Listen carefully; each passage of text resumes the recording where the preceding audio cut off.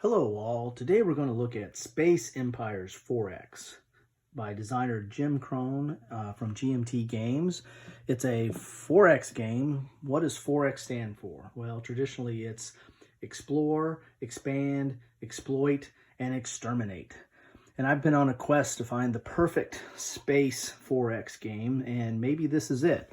Some of the ones that I've looked at over the years and have played are Twilight Imperium. This is the 3rd edition. There's a 4th edition out, but I still like this one and didn't see the need for the upgrade on that. Then you have its simplified version, Galactic Emperor, which is basically a little bit more Puerto Rico and a little bit more simplified than a version of Twilight Imperium.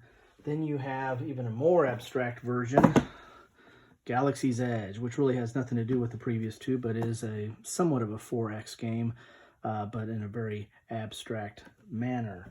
And then you have the one that people kind of rate up there with Twilight Imperium, and that is Eclipse, which is a very good game, much more Euro than Ameritrash that the Twilight Imperium brings to the table.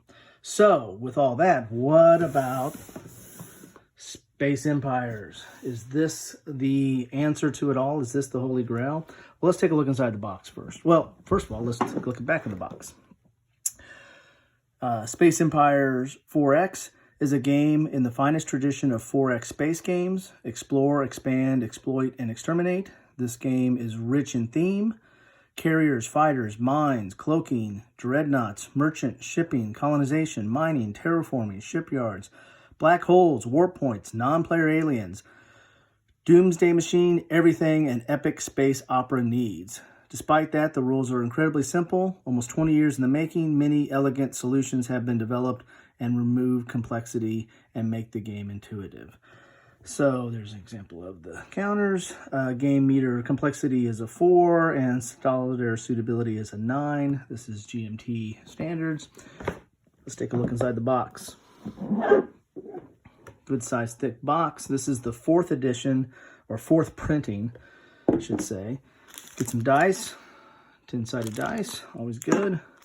Baggies from GMT. Now, some of the games I've recently got from GMT had counter trays.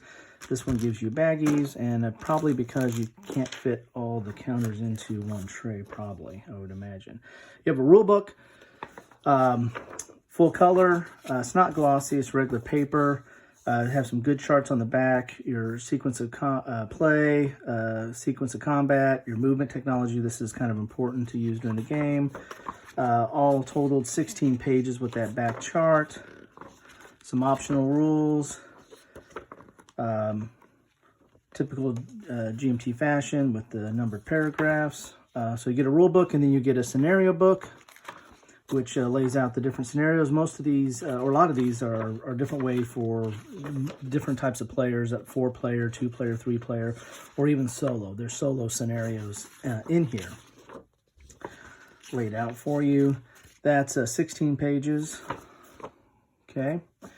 Then you get player reference cards. There's 4 of these.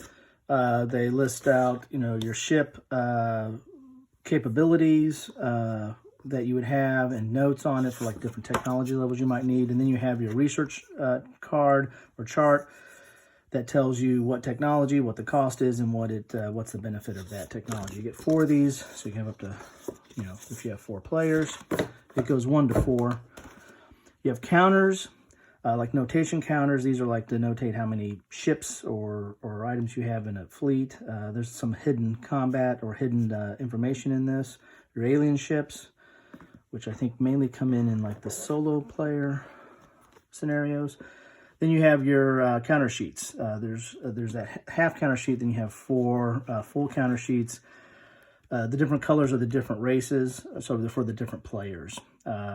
Basically, the ships are all the same, but the color and the icons or the images are different for the different races. So you have green, blue.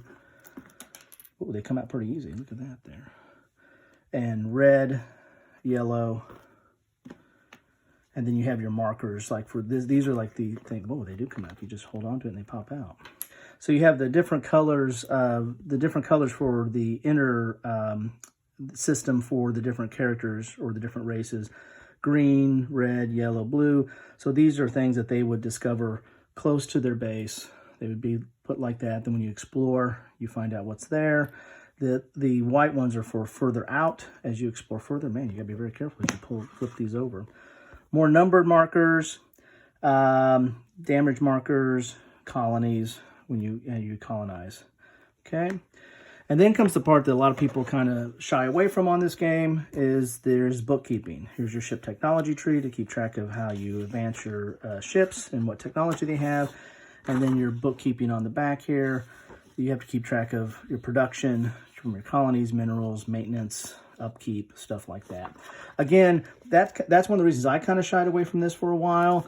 I don't think the bookkeeping is, given some of the war games that I play and that people have played over the time, the bookkeeping is not that daunting, but it is something there. If you're used to Euro games, especially used to some of these other games that I showed over here that don't really have that kind of level of bookkeeping, or they keep track of the bookkeeping on the board itself or on charts itself through moving counters around. This is a little bit more old school, but I do believe that this, fits with the experience that you get. You also get a mounted map board, hex and counter. Here's your space, and some phases on the board there. So good sized map board, and the scenario book shows you how you would lay it out for different player counts on how you would lay out that board. So if you can get by the bookkeeping, which I don't think is too demanding, but there is some. If you get by that, my expectations or my understanding of this game and my limited play of it is it's not that demanding of an exercise, and it shouldn't distract you too much from taking a look at this game, because there's a lot to offer here. I mean, if you want to have, this probably comes the closest to a pure 4X game in that you have the ability to go out and explore, you have the ability to develop your technology, you have the ability to go against other factions and what they're doing at the same time might make a difference with how you're doing. The board, I think, is small enough and laid out through the scenarios that there's not, I don't think you can necessarily turtle too much. Eventually, you're going to have to run into the other side and do some interaction. The counters are great. They come out pretty easy. They are, very legible. You have the information on it, whether the attack, defense, and the hull value. Taking damage, you have different images on each one.